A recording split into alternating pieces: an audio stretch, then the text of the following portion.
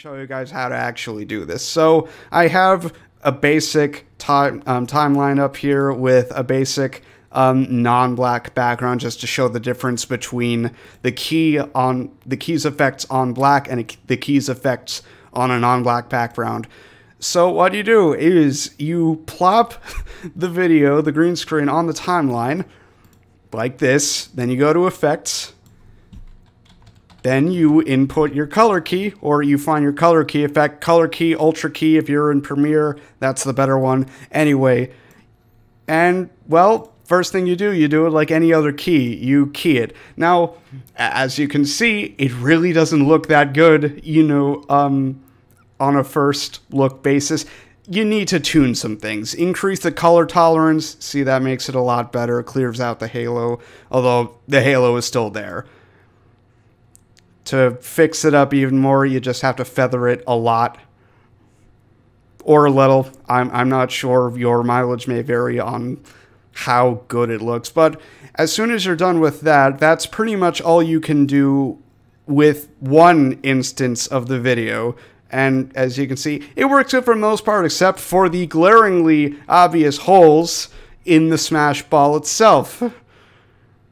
Really doesn't go that well.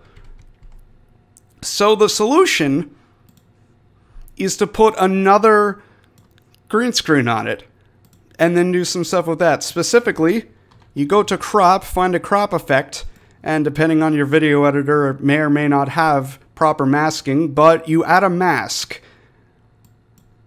Increase the crop to 100 and invert. And so what this does, after you modify the mask to cover the entire Smash Ball, is that you're basically leaving the Smash Ball out of the keying process itself.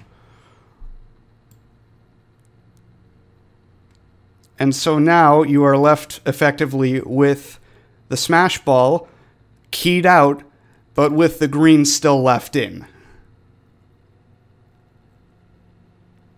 alongside its fiery aura effects.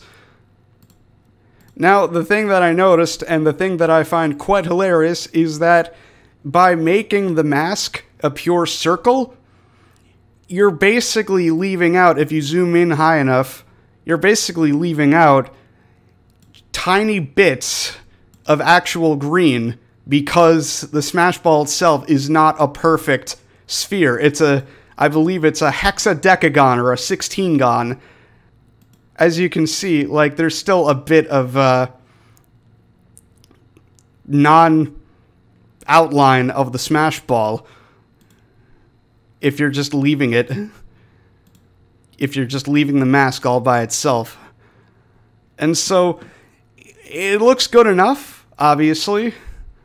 But if you squint your eyes at the screen, you'll notice that there's something a bit off, you know, with the mask not perfectly covering it. So you're going to have to do some extra modification with that. But all in all, this is the best solution that I could find to actually making the screen proper. So we basically went from this, really doesn't look that good, to this. It looks a lot more complete with all of the extra modifications. So that's pretty much it. Hopefully you can use this information in whatever antics you have with adding this thing. Hopefully it works with other video editors. Premiere, I know, isn't that common of a video editor, given that, you know, it's paid software, but hopefully you all can use this knowledge at least and work things out on all of your ends. So with that said, have a good day.